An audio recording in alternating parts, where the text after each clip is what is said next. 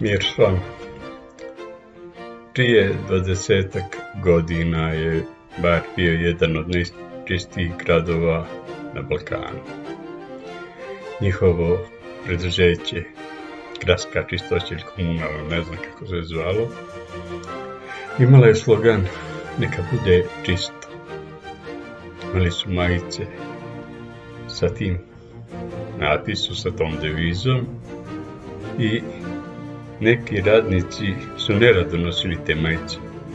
Ja sam jednom čak i rekao da bih ja rado nosio kad bih imao tu majicu, da mi uopšte ne smeta što je to gradska čistoća, zato što ljudi čiste ulice, pošteno rade svoj posao.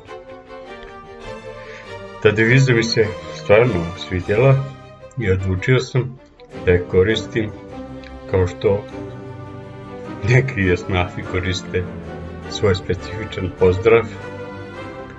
Recimo, mornari kažu "dobar vjetar, mirno more", rudari kažu "srećno", Indijanci kažu "mir s tobom", hipici kažu "mir i ljubav", i tako dalje. Mislim da ću kamperski pozdrav kao kamperski pozdrav da koristim "neka bude čisto".